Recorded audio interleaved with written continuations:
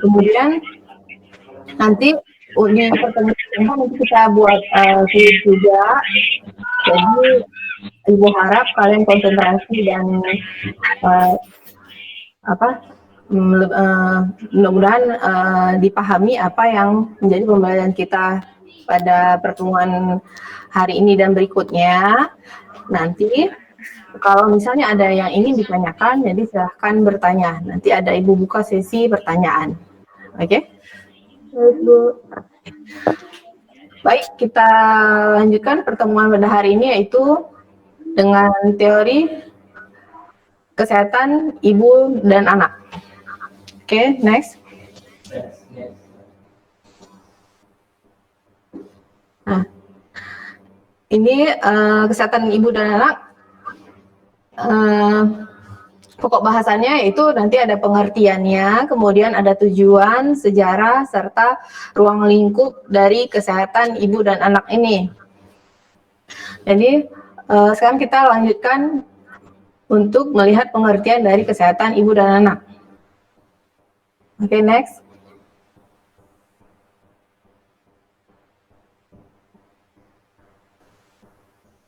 Nah, ini kita lihat ya, pengertian dari kesehatan ibu dan anak, yaitu upaya di bidang kesehatan yang menyangkut pelayanan dan pemeliharaan ibu hamil, ibu bersalin, kemudian ada ibu menyusui, bayi, dan anak balita, serta anak prasekolah. Nah, di sini ini langsung berkesinambungan ya. Jadi antara pemeliharaan dari ibu yang hamil, kemudian setelah ibu hamil kan ibu bersalin, kemudian ibunya juga menyusui bayinya, kemudian bayi dan anak balita. Kemudian setelah anaknya besar ya jadi anak prasekolah. Jadi itu lingkup dari kesehatan ibu dan anak. Oke, kita lanjutkan.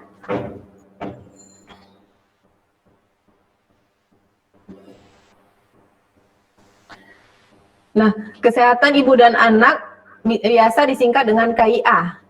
KIA itu kesehatan ibu dan anak, yaitu mengacu pada status kesehatan dan pelayanan kesehatan yang diberikan kepada perempuan dan anak-anak. Jadi lingkupnya itu hanya perempuan dan anak-anak saja, tidak ada laki-lakinya ya. Maksudnya bukan laki-laki, maksudnya tidak ada yang lain, perempuan dan anak itu aja. Kemudian penekanannya itu ya pada perempuan dan dalam peran mereka sebagai ibu yang nantinya akan melahirkan, kemudian membesarkan anak dan anak-anak. Kemudian penekanan ini juga terutama berfokus pada kelangsungan hidup sehat dari bayi dan anak kecil. Oke, kita lanjutkan.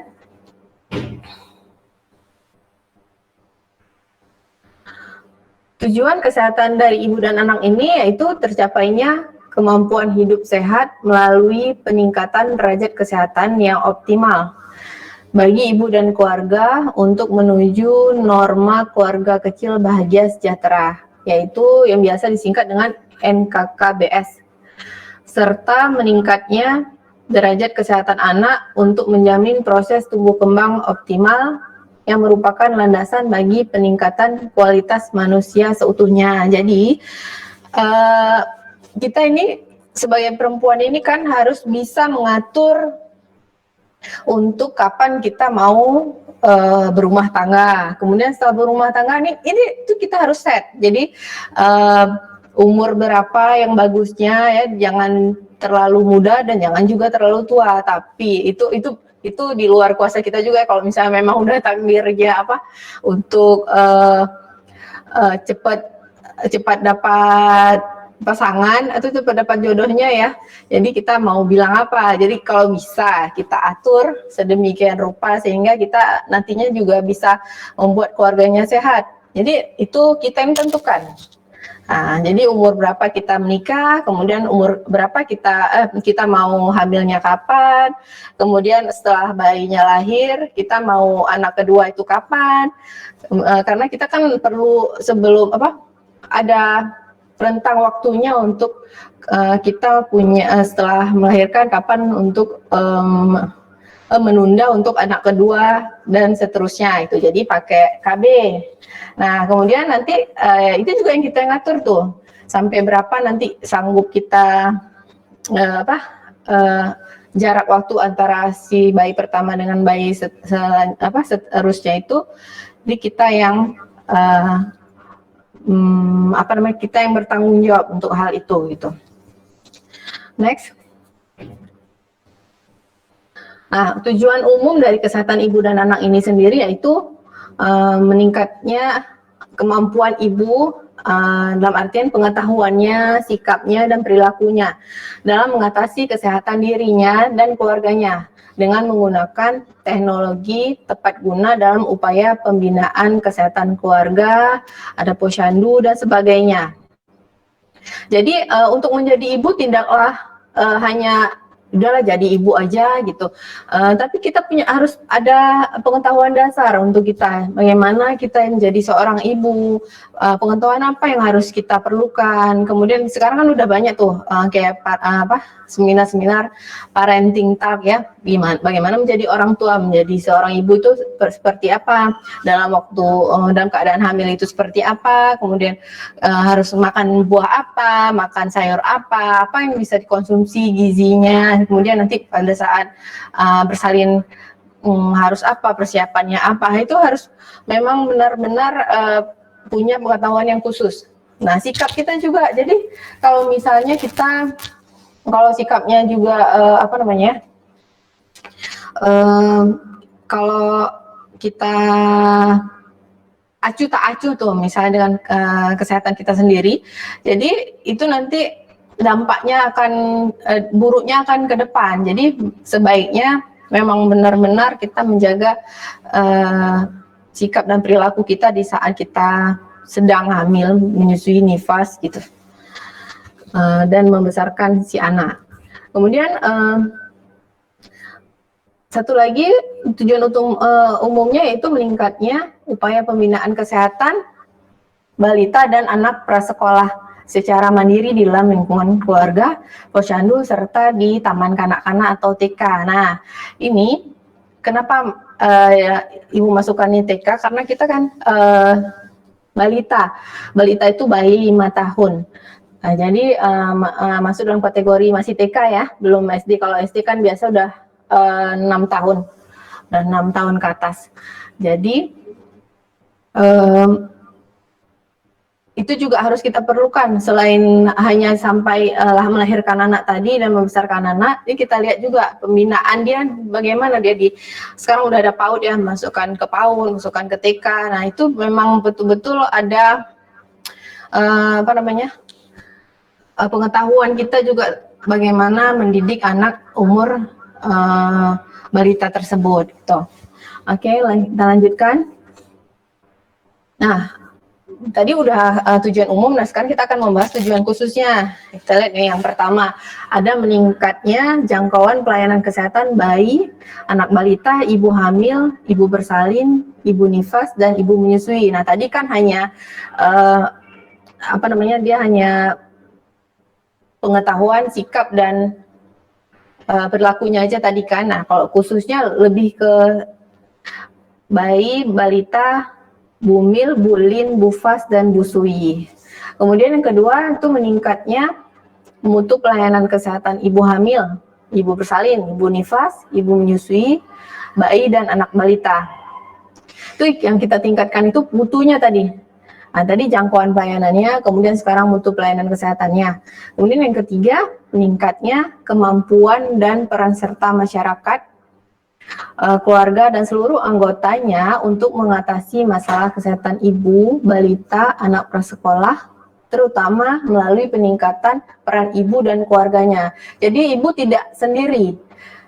Jadi peran dari keluarganya semuanya nih. Di rumahnya misalnya ada siapa? Ada suami istri, ada nenek kakeknya, kemudian ada siapa, misalnya ada pamannya, bibinya gitu. Nah, itu juga harus kita tingkatkan kemampuan atau perannya untuk peningkatan membantu peran si ibu itu menjadi sempurna. Nah, itu, oke.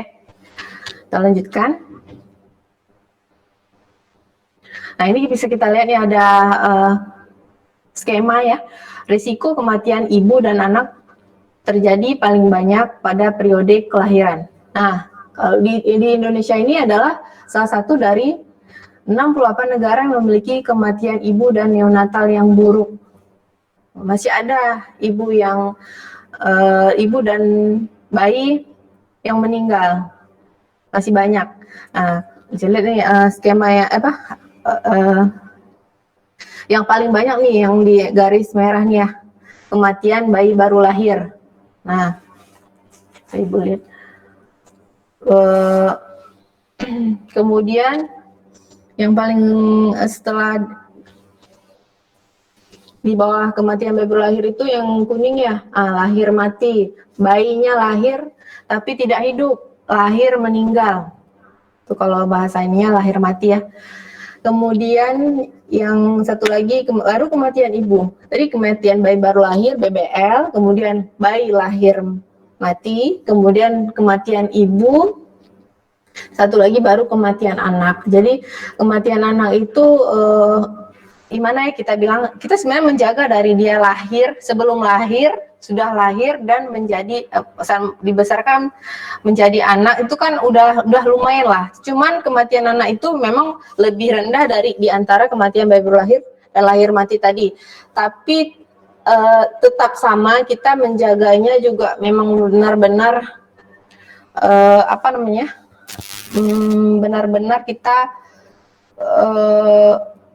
jagalah asupan semuanya lah untuk si anak tadi gitu. Jadi jangan pernah lengah. Itu dia. Jangan pernah lengah. Kalau udah punya anak memang betul-betul jaga ekstra. Jangan sampai menyesal kalau sudah kehilangan gitu ya.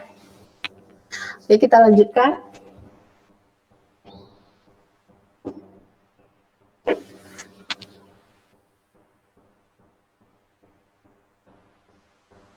Oke.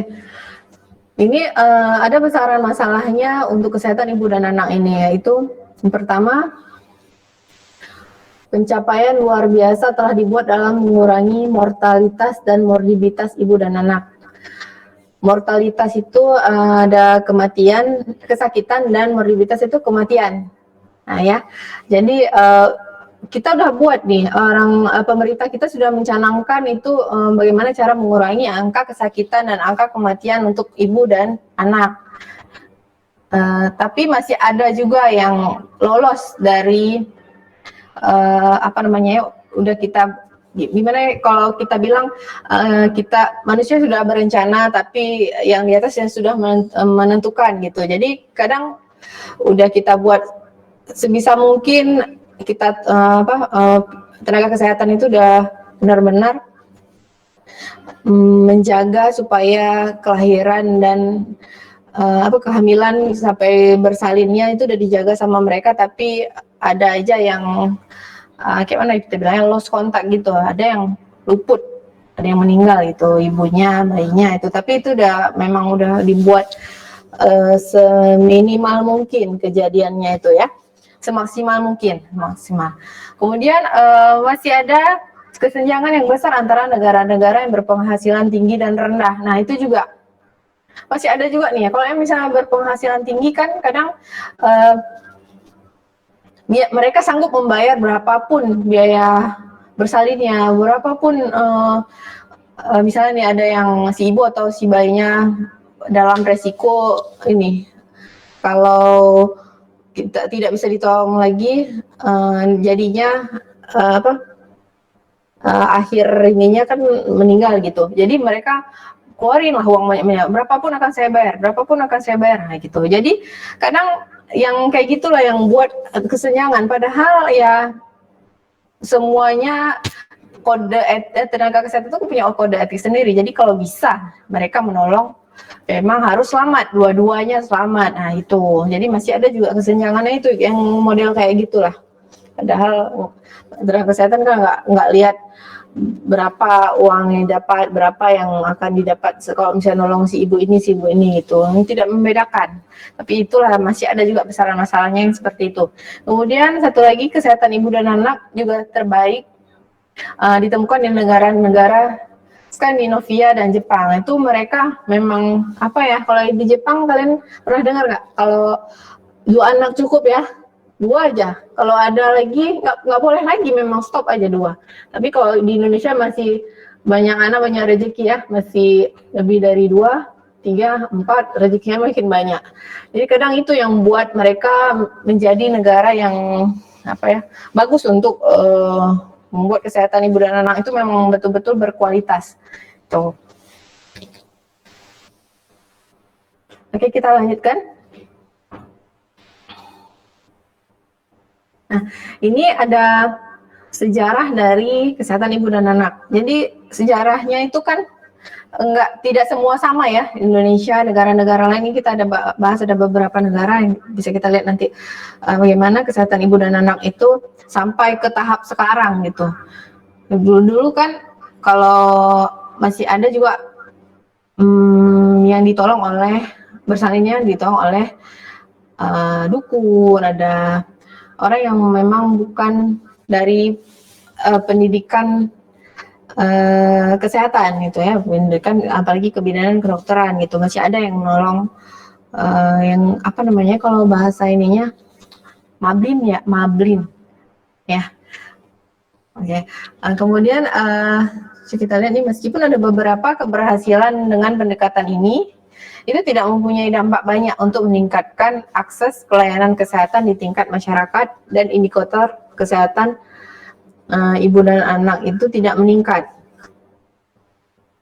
Kemudian keterbatasan program penyakit vertikal yang diakui pada tahun 1978 dalam deklarasi Alma-Ata, pentingnya pendekatan holistik untuk kesehatan fisik, mental, dan sosial, dan peran pembangunan ekonomi dan sosial pelayanan kesehatan primer dimasukkan dalam tujuan kesehatan untuk semua tahun 2000. Nah, itu juga masih ini ya, belum semuanya juga ya, masih di tahun 2000-an ya. Masih ada keterbatasannya. Harusnya kan kalau tahun 2000 itu kan udah tahun milenium ya. Harusnya itu udah memang udah sudah lebih baik, tapi masih ada juga keterbatasannya, belum semua bisa dijalankan dengan sempurna itu. Oke, next.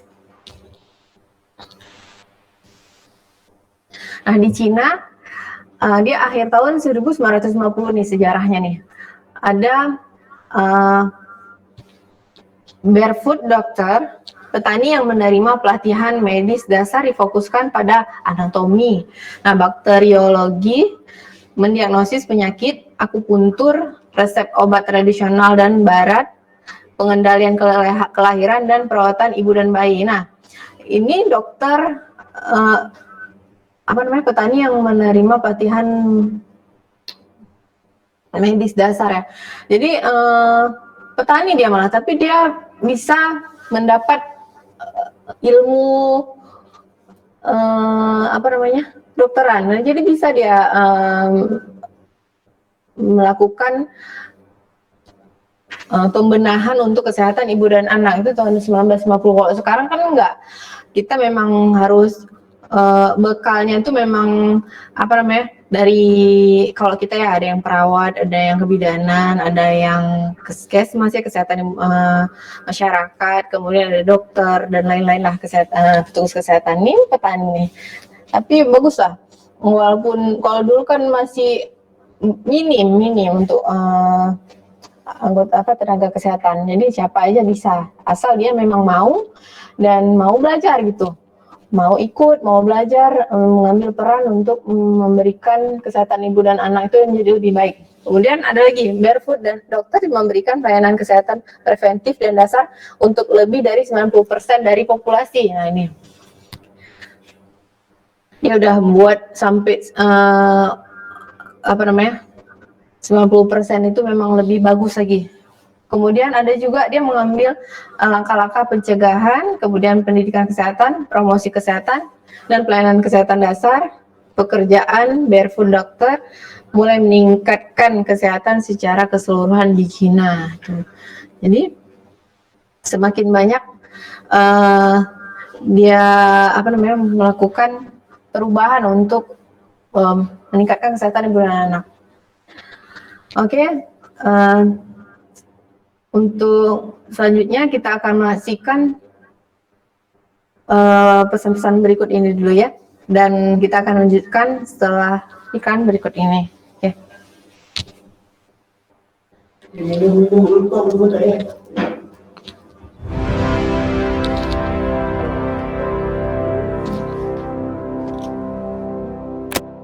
Saksikan seminar mengenal peluang usaha baru, penghasilan jutaan rupiah di masa pandemi. Menghadirkan pemateri Ditunggu Dr. dulu ya Mulyatus selama kurang lebih MSI 5 menit. sebagai Manajemen of Nanti kita Business lanjutkan dan lagi. General Manager Destron wilayah Aceh Sumatera. Dengan target peserta, pebisnis pemula, pebisnis profesional, pelaku UMKM, dan peserta umum. Seminar ini akan diselenggarakan secara online via Zoom Meeting, yaitu pada tanggal 13,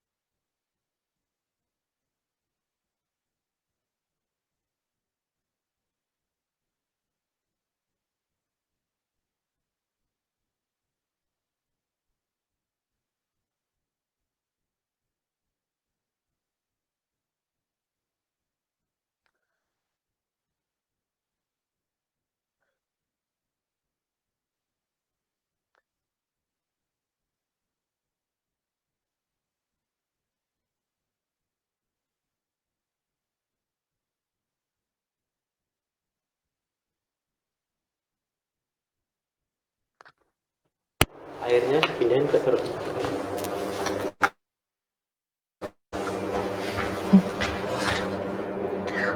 Udah.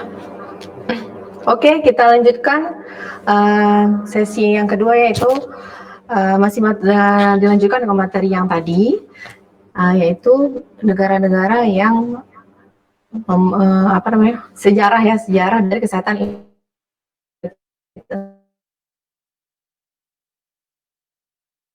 Oke. Nah, di Kuba, sistem pelayanan kesehatan primer di Kuba ini berfokus pada kesehatan ibu dan anak, kemudian vaksin, dan program surveillance penyakit. Nah, dia langsung dipatokkan itu ke vaksin, misalnya imunisasi untuk berbagai macam penyakit. Nah, di vaksin ini juga ada beberapa penyakit yang bisa kita cegah dengan pemberian vaksin dan imunisasi ini. Jadi vaksin sama imunisasi itu sama sebenarnya. Tapi ada juga vaksin yang di luar lanjutan tadi. Kan ya ada hepatitis B0 ya. Kemudian ada imunisasi BCG. Kemudian ada DPT combo. DPT combo itu DPT yang digabung dengan HB0, hepatitis B, kemudian DPT dan polio. Itu sekalian dikasih. Kemudian ada yang campak. Nanti imunisasi lanjutannya gitu juga, dia ada usia-usianya juga yang diberikan, anak yang diberikan imunisasi itu. Kalau yang dasar kan 0 sampai 9 bulan. Nah, kalau misalnya untuk yang imunisasi lanjutan itu dia dari 18 bulan sampai 24 bulan. Jadi 2 tahun itu anak memang imunisasi dasarnya dan lanjutannya itu sampai 2 tahun saja. Nah, dilanjutkan nanti pas waktu kelas 1 SD. Kan ada tuh yang dibilang yang sering dikatakan suntik API kelas 1, kelas 6. Nah, itu juga itu vaksin DT namanya, difteri tetanus. Kalau untuk bayi DPT, difteri pertusis tetanus. Ya, memang bukan API, bukan bentuknya kayak API sebenarnya, cuman rasanya agak perih memang. Disuntikan di lengan, ada sekarang malah boleh dibokong. Jadi untuk rasanya ya kayak agak-agak demam di bekas suntikannya itu, tapi tidak ada yang, kalau anak ada yang sebagian, kalau yang anak-anak ya ada yang buat demam, ada yang, kalau yang dewasa biasanya kalau di lengan kan di lengan kiri misalnya nih disuntikan, jadi di sekitar lengan kirinya itu aja yang panas. Tapi kalau misalnya kita nggak apa-apa kalau minum banyak aja, jadi nggak jadi demam. Tapi kalau anak-anak kan biasa dikasih lagi obat pereda demam.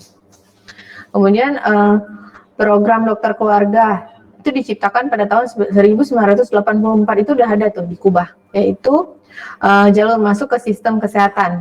Sebuah tim dokter dan perawat disediakan untuk setiap 120 hingga 150 keluarga. Jadi udah ada dokter waktu di Kuba itu. Tim dokternya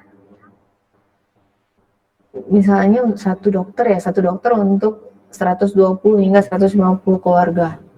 Lumayan juga ya, karena itulah masih ada tim medisnya itu kan nggak banyak dulu. Jadi ya gitu, satu orang untuk 120 kakak gitu. Oh, sekarang banyak ya, satu dokter bisa misalnya satu di puskesmas bisa, yang satu desanya itu bisa berapa orang lah ada di dokter, kemudian berapa pasiennya pun banyak gitu, jadi nggak masalah, banyak sekarang di mana-mana pun ada dokter. Kemudian tim itu juga tinggal di masyarakat ya kayak sekarang dokter PTT ya, dokter yang tinggal di desa. Dia melakukan kunjungan rumah dan menyediakan 97% dari jaminan kesehatan nasional. Itu mereka yang sediain tuh jam kalau kita sekarang BPJS ya, kalau dulu namanya jaminan kesehatan nasional. Jam Kesnas berarti ya. Nah, itu dulu di Kuba udah ada. Sekarang aja yang BPJS dulu ada jam Kesmas, kalau untuk bersalin jam Persal, tapi sekarang udah diinggulkan jadi satu BPJS itu aja. Oke, kita lanjutkan.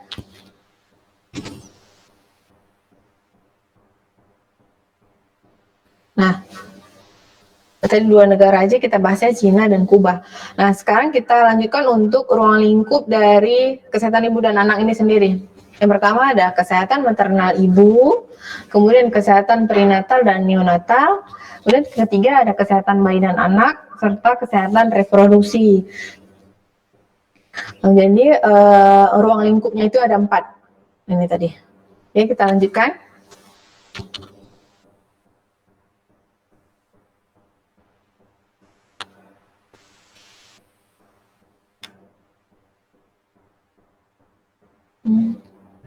Next. Ini ada kesehatan maternal ibu. Ya.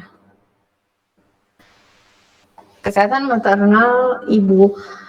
Angka kematian ibu adalah jumlah kematian ibu selama masa kehamilan, persalinan, dan nifas yang disebabkan oleh kehamilan, persalinan, dan nifas atau pengelolaannya, tetapi bukan karena sebab-sebab lain seperti kecelakaan, terjatuh, dan lain-lain di setiap 100.000 kelahiran hidup. Jadi angka kematian ibu itu memang terjadi pure, memang bukan unsur kesengajaan. Nah, jadi bawaan hamilnya, bawaan bersalinnya, bawaan nifasnya, bukan karena kecelakaan. Nah, itu dia. Beda dengan kok misalnya nih ibunya jatuh, kemudian dia tergelincir, terpeleset, atau dia terbentur, atau dibunuh. Nah, misalnya itu bukan angka kematian ibu, tapi dia terjadi dengan sendirinya. Misalnya dia hamil perdarahan, kemudian kalau bersalin dia plasentanya tidak bisa keluar sekalian dengan bayinya gitu ya. Kemudian waktu nifas dia rahimnya tidak bisa kembali ke bentuk normal gitu, atau pengelolaannya nih misalnya terjadi infeksi pada ibu hamil itu, ibu bersalin itu. Jadi memang betul-betul dari ibunya dan anaknya itu. Jadi bukan karena unsur lain, itu yang dikatakan dengan angka kematian ibu. Dia kematiannya memang bukan disengaja. Oke, kita lanjutkan.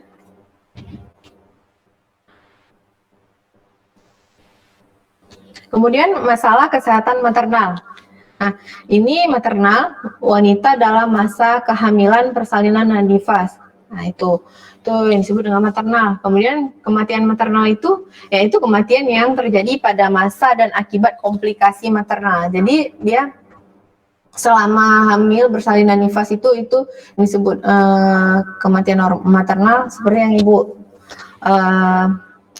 jelaskan tadi di slide yang sebelumnya.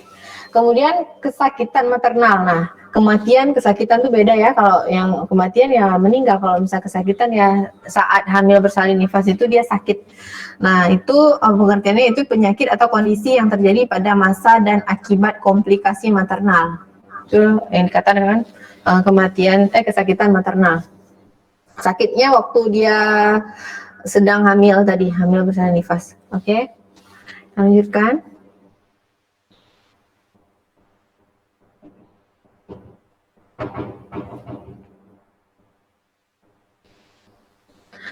Nah, ini bagaimana cara mencegah kematian maternal? Nah, ya. Pertama, kurang lebih 2/3 kematian maternal terjadi oleh sebab langsung yang seharusnya dapat dicegah sebenarnya. Nah, ini sebenarnya mencegah kematian maternal. Kenapa? Ibu bilang misalnya nih contohnya pendarahan misalnya. Jadi si ibu kita memang sudah dikasih edukasi selama kita sebelum hamil dan saat kita hamil itu. Makanya Ibu bilang tadi di awal pertemuan kita tadi, ibu dan menjadi seorang ibu itu memang perlu pengetahuan khusus. Jadi saat dia hamil dia harus asupan zat gizi zat besinya itu sebanyak apa, zat gizinya itu seperti apa. Jadi kalau misalnya kasusnya kayak perdarahan, jadi si ibu kalau sedang hamil itu dia harus minum berapa unit zat besi. Itu kalau kita biasa yang apa namanya, obat penambah darah yang merah-merah, ya. Nah,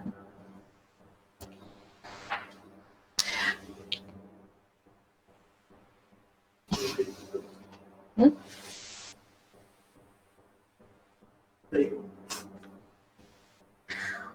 Oke,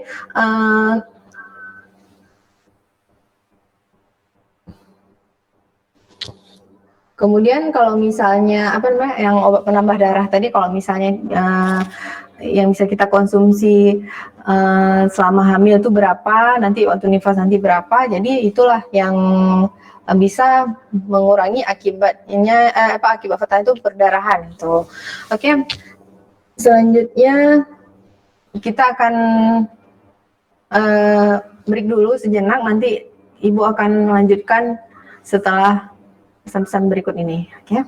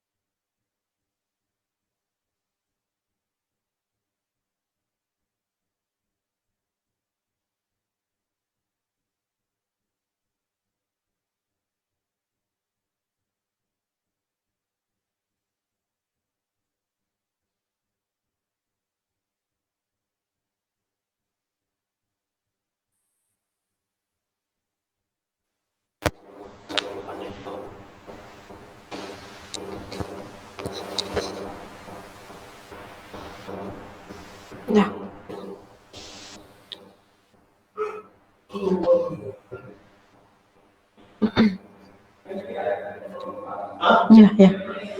Sulit nyamuk.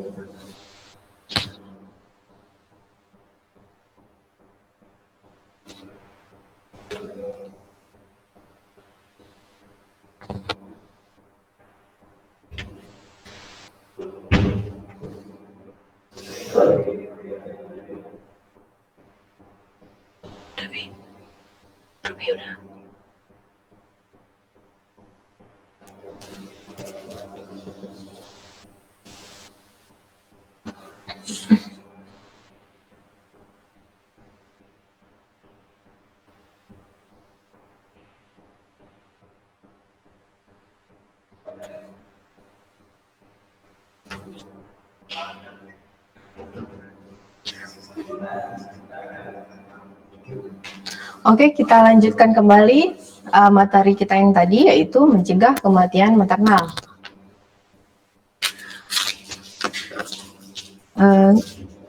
Kalau tadi kan kurang lebih 2/3 kematian maternal itu terjadi oleh sebab langsung, kayak Ibu contohkan tadi, yaitu perdarahan. Jadi kita bisa mencegahnya dengan minum obat perdarahan, obat menambah darah.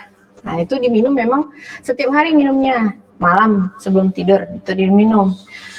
Sampai dia melahirkan. Nah, setelah melahirkan nanti minum lagi selama nifas. Jadi ada berapa unit itu memang harus ada pengetahuan si ibu. Siap, kita tuh harus siap untuk menjadi seorang ibu. Bukan hanya siap hamil, melahirkan, nifas itu. Tapi yang lainnya juga harus tahu. Kemudian diperkirakan juga 15% kehamilan akan mengalami komplikasi, sehingga semua persalinan harus dianggap beresiko. Jadi kalau misalnya nih mual muntah saat trimester pertama itu 0 sampai 3 bulan. Kemudian 4 sampai 6 bulan juga aman-aman aja, paling cuma mual muntah biasa gitu. Masih bisa kita atasi. Kemudian 7, 8, 9 juga masih sehat. Nah, waktu bersalinnya nanti nih hamilnya nih biasa nih sehat. Pasti bersalinnya nih juga aman, gampang gitu. Nah, tapi kita tetap menganggap itu harus hal yang beresiko. Tapi memang kita tanamkan dalam pemikiran itu semoga sehat dan dari hamil sampai dia lahir nanti gitu ya. Tapi kalau tetap kalau misalnya orang kesehatan itu dia tetap dianggap beresiko. Jadi boleh itu supaya ada persiapan jikalau nantinya akan ada kejadian apa gitu. Kalau ada kejadian yang ini, jadi harus cepat tanggap. Kemudian data menunjukkan ada korelasi negatif antara pertolongan persalinan oleh tenaga kesehatan dengan kematian maternal. Itu juga masih ada yang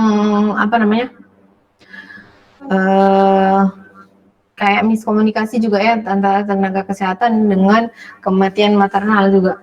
Jadi memang benar-benar untuk menjadi tenaga kesehatan itu juga memang bukan hal yang mudah, apalagi yang kita nih akan nolong bersalin, akan memegang ibu hamil, ibu bersalin, ibu nifas. Nah, itu juga memang harus ada persiapan mentalnya juga, fisiknya juga, ada pengetahuannya.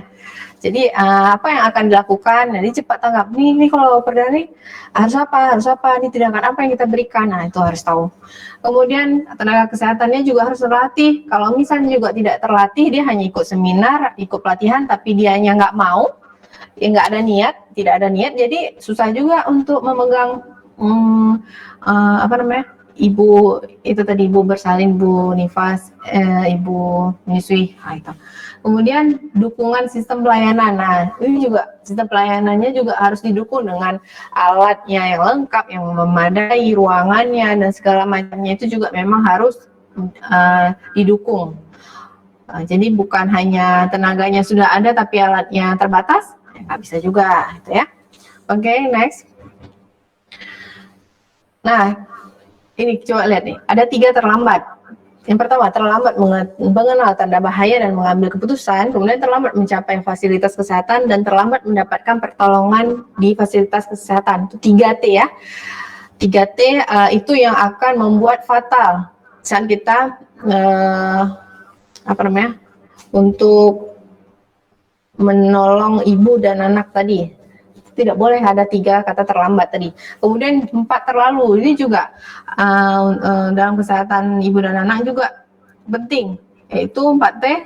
T terlalu muda umur ibu, T yang kedua terlalu banyak melahirkan, T ketiga terlalu rapat jarak antara kelahiran, dan T yang keempat itu terlalu tua umur ibu. Jadi itu juga usia reproduksi itu kan antara 20 sampai 35 tahun, dan 20 ke bawah kita anggap masih terlalu muda untuk dia nantinya hamil gitu, bersalin. Jadi kok 20 udah pas. Kalau misalnya 35 ke atas untuk bersalin itu namanya resiko tinggi. Jadi sebaiknya hamil dan melahirkannya itu sesuai umurnya itu 20 sampai 35 tahun gitu. Itu yang bagusnya ya. Oke, next. Kemudian yang kedua ada kesehatan perinatal dan neonatal tadi. Nah, perinatal itu yaitu masa kehamilan 24 atau 22 minggu. Berarti usia 6 bulan ya. Satu bulan ada 4 minggu. Nah, kalau 24 minggu berarti 6 bulan. Kalau 22 minggu 5 bulan setengah lah. Sampai dengan bayi umur 7 hari. Itu dikatakan dengan perinatal. Kemudian neonatal itu yaitu bayi umur 0 sampai 28 hari. Nah, neonatal namanya. Kalau neonatal dini lain lagi, itu bayi umur 0 sampai 7 hari. Kemudian anak itu bayi umur 0 hari sampai 18 tahun. Itu anak-anak masih. Ini mahasiswa ibu udah 19 tahun ya, 19 tahun ke atas ya. Ya, oke. Kemudian balita, nah itu umur 0 sampai dengan 5 tahun. Balita, bayi 5 tahun. Kalau bayi 2 tahun. Jadi itu harus tahu nih orang kesehatan nih, nggak mesti bidan atau perawat aja yang tahu. Nakesmas juga harus tahu ya. Baduta, balita, neonatal dini, anak itu dari usia berapa sampai berapa gitu. Oke, next.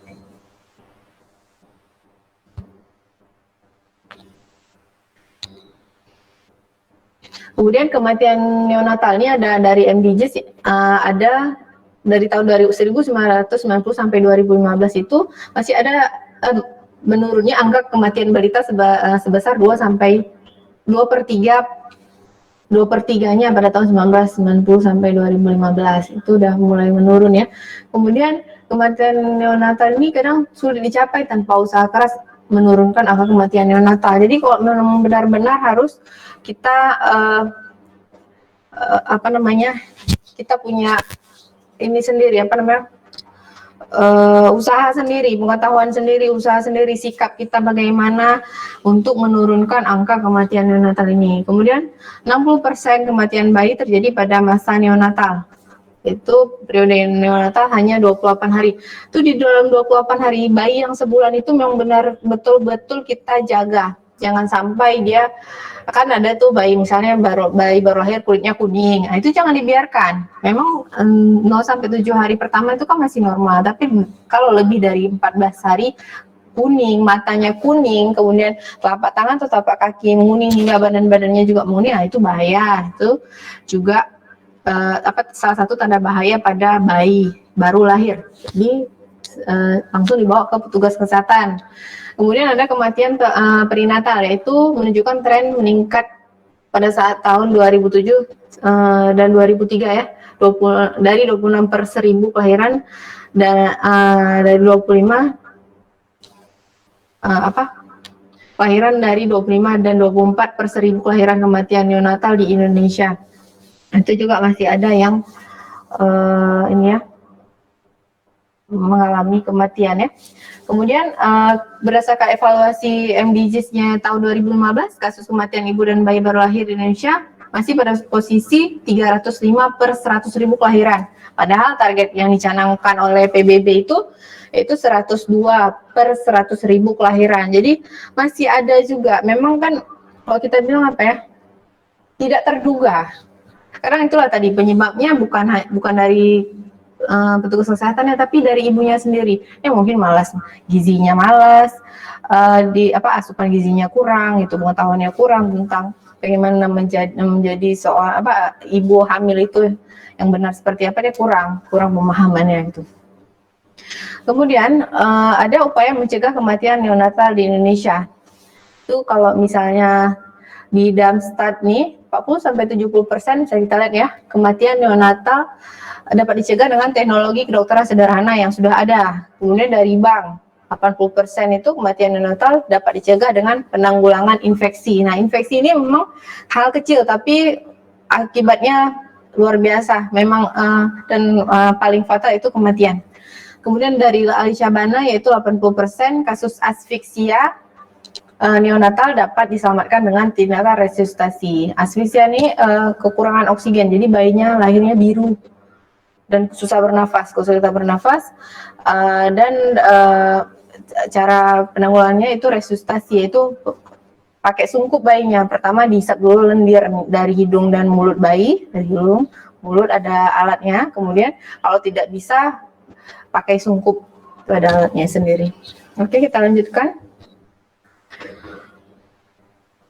Nah, ini ada beberapa model upaya pencegahan kematian neonatal di Indonesia.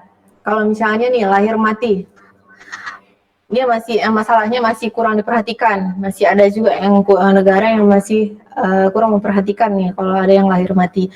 Kemudian jumlah lahir mati juga 1,5 kali kematian neonatal.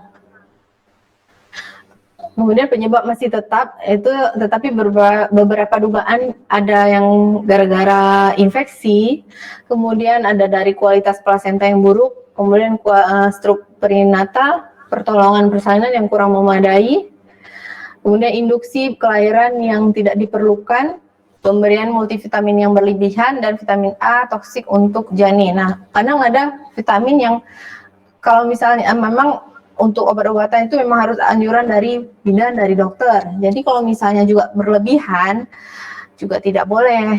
Jadi kita memang ada berapa yang harus dia minum setiap harinya, apa saja yang harus diminum. Kalau misalnya obat dari dokter ini sama, dari dokter ini sama, nggak usah satu aja diminum gitu. Jadi tidak berlebihan karena akibatnya juga nggak bagus untuk kesehatan ibu dan janin. Oke, next. Kemudian penyebab kematian bayi di Indonesia ini bisa kita cegah dengan imunisasi tadi.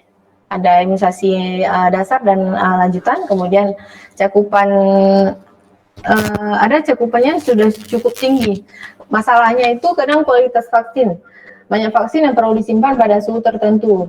Dia dingin tapi dia tidak terlalu beku untuk simpan vaksin. Yaitu kalau misalnya di puskesmas ya, dia memang ada tempat vaksinnya sendiri, dia ada boxnya, kemudian dia bukan dibekukan kayak di freezer, kulkas, bukan. Kemudian dia ada 4 tanda warnanya juga di vaksin itu. Pernah lihat vaksin nggak? Ini pernah lihat vaksin? Kalau misalnya yang sudah pernah turun ke lapangan ya, ada nanti memang tanda-tanda bagaimana vaksin itu rusak, kalau warnanya seperti apa gitu, digunakan itu seperti apa gitu. Kemudian sekarang udah dari dulu ya, udah ada MTBS namanya manajemen terpadu balita sakit. Nah, itu di puskesmas juga ada. Kemudian klasifikasi masalah kesehatan pada bayi dan balita.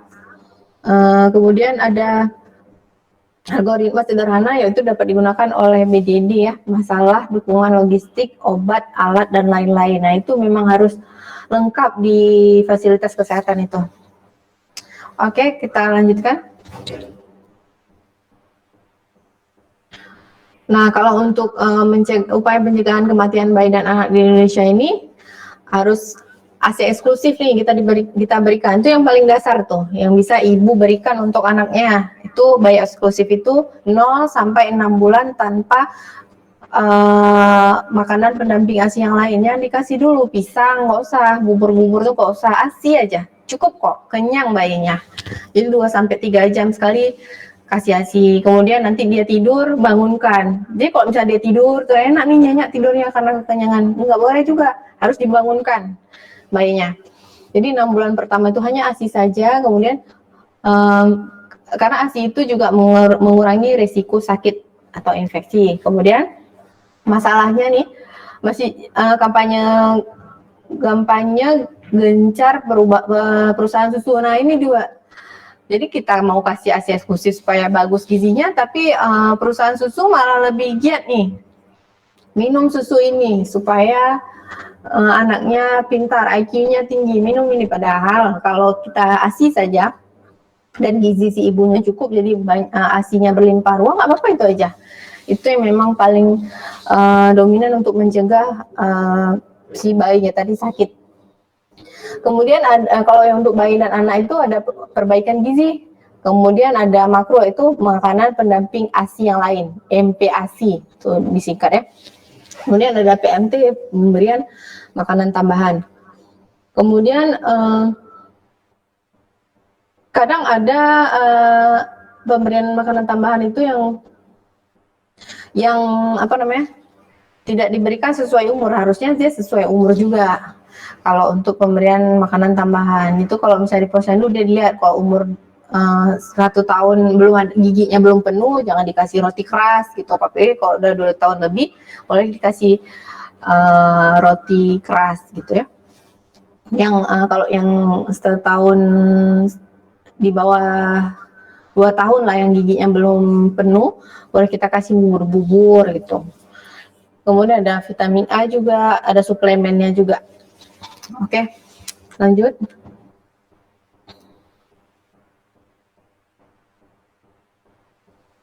Nah, dia ada tantangan juga dalam meningkatkan kesehatan ibu dan anak ini. Ada hambatan-hambatan yang terjadi pada sistem kesehatan, yaitu yang pertama kualitas layanan antenatal, persalinan dan postnatal yang masih kurang baik. Nah, itu tantangan untuk kita nih, kesehatan ibu dan anak. Jadi kadang ada yang belum sepenuhnya kesehatan ibu dan anak itu belum sempurna gitu.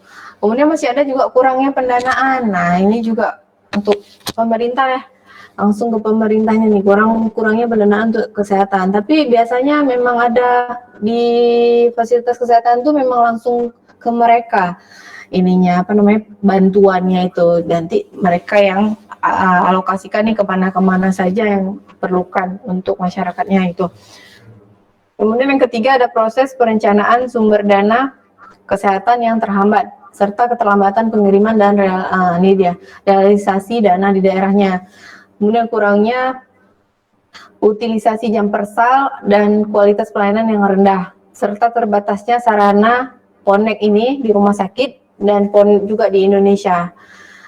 Hambatan ini juga masih banyak berlaku masyarakat yang membahayakan kesehatan ibu dan anak akibat kurangnya pengetahuan. Nah, sekali lagi Bu bilang, kalau kurangnya pengetahuan ya, sosialisasi akses untuk ibunya tadi, dan peran oleh tidak hanya ibu, dari suami, dari keluarga terdekatnya itu juga kurang. Ini memang terhambat untuk kesehatan ibu dan anak itu.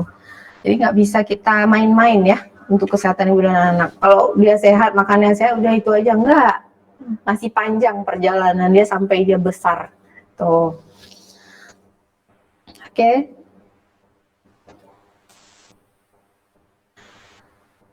Oke. Untuk selanjutnya kita ada sesi tanya jawab. Kita berikan waktu 5 menit ya. Oke. Mungkin ada yang kurang mengerti atau ada hal yang ingin ditanyakan, silakan bertanya. Ya.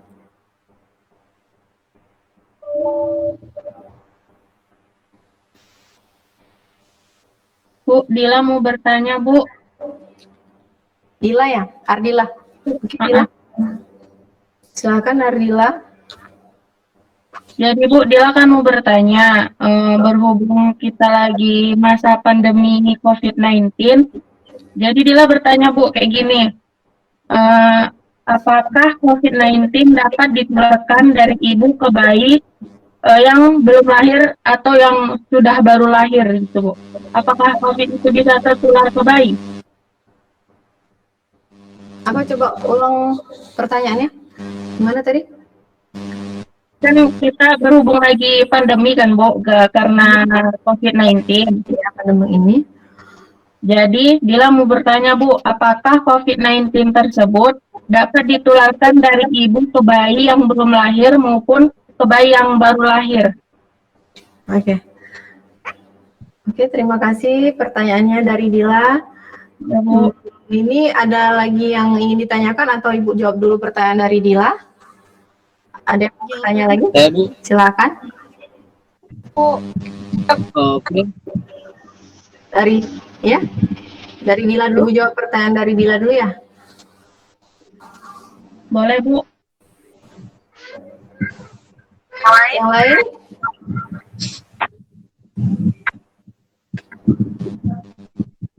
Oke, dari Dila dulu ya. Hah?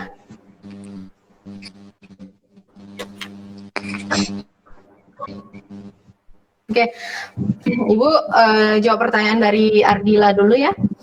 Jadi pertanyaan dari Ardila tadi kan bagaimana sekarang sedang pandemi corona ini ya, COVID-19 ini. Jadi kalau misalnya si ibu yang sedang hamil, apakah bisa menularkan ke bayinya tadi ya, Dila ya? Iya, Bu. Oke, jadi kalau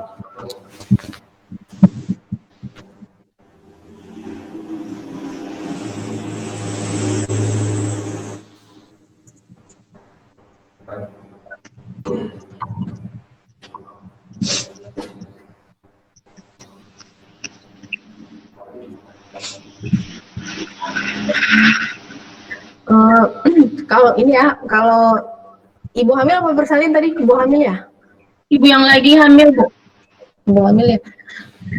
Jadi kalau ibu hamil ini apa namanya? Kalau ibu yang ceritain yang bersalin dulu ya. Nah kalau misalnya ibu bersalinnya nih kan, kalau misalnya dia kan mengalami COVID. Nah untuk mencegahnya itu kan dia pas waktu dilahirkan dia bisa dipisah baring ya, maksudnya jangan si ibunya dengan si bayinya jangan disatukan. Kalaupun dia memang untuk menyusuinya nanti kan dia ibu apa namanya si ibunya pakai ini cuci tangan spesial, kemudian dia pakai masker dan benar-benar menjaga protokol kesehatannya itu. Nah kalau misalnya ibu hamil juga belum bisa menularkan untuk si bayinya karena dia kan masih di dalam kandungan. Jadi kalau misalnya udah dilahirkan itu yang kita agak was-was itu. Makasih, Bu. Gimana? Mungkin ada yang ingin menambahkan? Nah, makanya angkat tangan biar ibu tahu. Atau yang sering, mungkin kalian ada yang pernah dengar dengan pertanyaan dari Ardila tadi? Ada yang ingin menambahkan? Atau udah ngerti semuanya?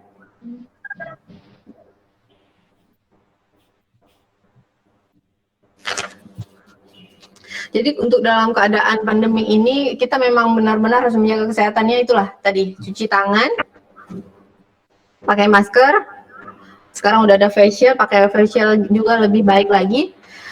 Kemudian kalau misalnya ada yang datang ke tempat kita gitu atau kita baru dari tempat yang ramenya pun bukan terlalu ramai, jadi kita boleh ganti baju. Ganti jilbabnya, ganti kerudungnya, ganti pakaiannya, ganti semuanya. Kalau perlu mandi. Nah, baru lagi dekat dengan si bayi gitu. Kalau memang ya yang capeknya ya memang keluhannya apa? Cuci lagi baju, setrika lagi baju, sehari bisa 5 kali keluar, 5 kali ganti baju. Tapi itu memang benar-benar dapat mencegah corona itu sendiri. Untuk kita pribadi ya, tuh aja. Memang agak capek, tapi mau tidak mau harus kita lakukan. Ada yang ingin ditanyakan lagi?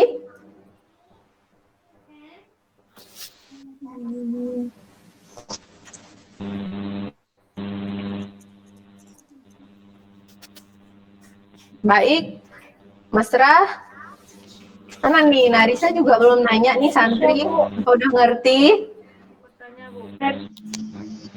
Harus mau bertanya, Bu. Siapa?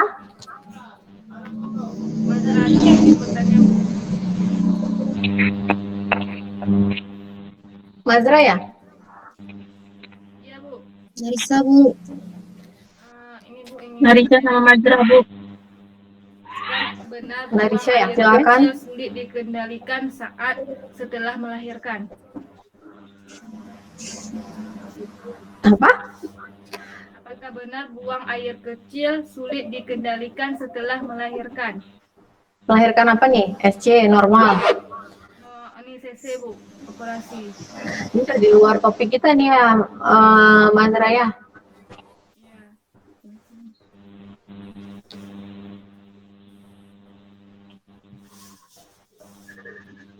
Nah, topik kita tadi kesehatan ibu dan anak, tapi kok apa namanya pertanyaannya udah melenceng dari teori kita nih. Tapi nggak apa-apa, nanti akan ibu coba jelaskan juga. Bu ya, Mas Raya. Ada yang satu lagi tadi ya, Narisha ya?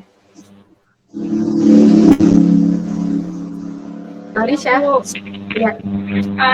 Iya, Narisha mau tanya, ada pengaruh nggak janin pada ketika hamil pada masih muda? Iya. Oke. Ada apa hubungannya kehamilan muda dengan janin tadi ya? Pengaruh Pengaruh nggak pada hamil. janin?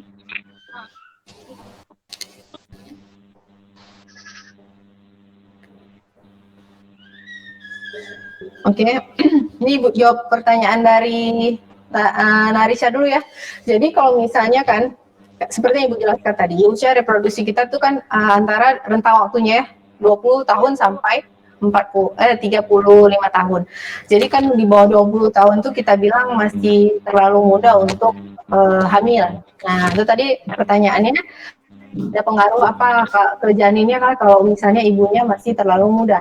Sebenarnya dia tidak bukan ke janinnya nggak apa-apa tuh sehat asal si ibunya memang betul-betul punya pengetahuan yang baik bagaimana dia saat dia hamil itu bagaimana tadi penentuan apa tuh makanannya, kemudian perilakunya seperti apa, sikapnya seperti apa, kemudian itu sikapnya itu juga kalau misalnya dia emosi belum siap untuk hamil jadi pengaruh buruknya untuk janin. Kemudian asupan makanannya misalnya nih gizinya kurang, janinnya nanti bisa jadi BBLR, berat badan lahir rendah, yaitu di bawah 2.500 gram, di bawah 2,5 kilo. Itu dikatakan BBLR. Kemudian misalnya dia vitamin nggak minum, susu nggak minum, gizi jus, sayurnya pun dia nggak minum, buah-buah dia nggak makan, itu juga akibat bisa berdampak buruk untuk janinnya. Bisa juga dia terjadi kematian dalam rahim, kemudian bisa dia lahirnya cacat, bisa banyak dia ini kalau misalnya si ibunya memang tidak mau untuk sehat ya, karena itu tadi dia belum siap untuk menikah. Nah kalau misalnya dia memang fun aja, dia memang siap untuk menikah, nggak masalah, tidak ada pengaruh yang buruk untuk janinnya, cuman si ibunya. Nah kalau misalnya dia terlalu muda, kadang ada rahim perempuan itu belum siap untuk hamil rahimnya, kemudian alat reproduksinya itu belum siap menyangga seorang bayi, seorang janin di dalam perutnya, itu yang buat si ibunya nanti kurang sehat gitu. Itu aja sih. Gimana Narisha? Bisa ya jawabannya? Terima kasih ya Bu. Kemudian itu kan kalau yang kayak gitu bisa nanti ditanyakan lagi di luar live kita ini, bisa tanyakan lagi ke Ibu atau Japri ya, bisa ke Ibu langsung gitu. Kemudian untuk Mazra tadi ya, Mazra kalau misalnya untuk buang air kecil setelah Ibu melahirkan itu katanya ada terjadi kesulitan ya? Enggak kok, itu kan misalnya nih dia lahir normal, ibu melahirkan normal si bayinya tadi. Nah dia kan kalau misalnya melahirkan normal itu kan beda saluran kencing dengan saluran vagina kan beda, tempat keluar bayinya beda, salurannya, lubangnya beda. Jadi kalau misalnya dia lahir bayinya juga tidak ada episiotomi atau terjadi robekan, terjadi robekan dari jalan lahir, tidak ada masalah. Tapi kan, nah robekan itu pun ada 4. Ada robekan robekan ada ya, ada tahap 1 stadium robekan derajatnya ada derajat 1, 2, 3 dan 4. Nah, kalau misalnya robekannya sampai ke saluran kencingnya, saluran kemihnya robek, itu juga kalau dijahit dengan benar juga tidak akan mengalami kesulitan saat dia buang air kecil. Nah, itu tidak ada masalah sih. Itu aja. Tapi kalau misalnya derajat 1, 2 masih bisa dijahit oleh bidan, tapi kalau 3 dan 4 derajatnya udah sampai robek ke atresia ani atau saluran kencing dan anus, itu dirujuk pasiennya. Jadi nanti dokter yang lebih ahli, yang dokter objin yang menangani lebih lanjut dijahit di sana, di rumah sakit gitu. Jadi tidak ada masalah kalau misalnya buang air kecil yang gara-gara dia melahirkan itu nanti kesulitan, tidak ada masalah. Oke, ada yang ingin ditanyakan lagi? Bu, Semuanya sudah mengerti dengan penjelasan yang diberikan? Bu, santri mau bertanya, Bu. Ya. Oke, santri. Kondisi apa saja yang menyebabkan Bumil membutuhkan SC? Kondisi apa? Kondisi apa saja yang menyebabkan Bumil membutuhkan SC? Kondisi yang menimbulkan ibu hamil yang mengapa SC ya, gitu ya, ibu hamilnya. Jadi kadang ada misalnya ibu yang tidak kuat mengejan saat kontraksi, itu ada juga. Dia udah terlalu lemah pembukaan lengkap, sudah 10 cm bayinya harus sudah keluar, tapi bayinya juga tidak keluar lebih dari 12 jam setelah ketubannya pecah, itu nggak baik, jadi harus di SC. Kemudian bayinya terlalu besar, malah di atas 3 kiloan ke atas, 3,5 kilo, 4 kilo. Nah, itu daripada kita epis, mending kita SC gitu ya, kalau misalnya panggul ibunya sempit. Tapi kalau misalnya panggul ibunya lebar, tidak ada masalah, ibunya kuat, dia bisa mengedan, bisa mengejan dengan baik, jadi kontraksinya juga bagus, jadi nggak masalah, lahirkan normal. Tapi kalau misalnya dia tidak ada tenaga lagi nih, bayinya besar, panggulnya sempit, jadi bisa SC gitu. Banyak lagi, ada lilitan tali pusat, leher bayinya terlilit tali pusatnya sendiri 2 kali. Kalau misalnya 1 bisa digunting normal, tapi kalau 2 bisa kita ini SC juga. Banyak contohnya ini ya. Mengapa bisa SC itu, santri? Nanti baca lagi ya. Baik, Bu. Terima kasih, Bu. Oke, bagaimana semuanya? Apakah sudah mengerti dengan materi kita pada hari ini? Sudah, Bu. Oke. Baiklah, Ibu tutup ya. Sampai di sini perkuliahan kita pada hari ini, dan minggu depan kita akan kembali lagi dengan materi berikutnya. Lebih dan kurang Ibu mohon maaf. Assalamualaikum warahmatullahi wabarakatuh. Waalaikumsalam.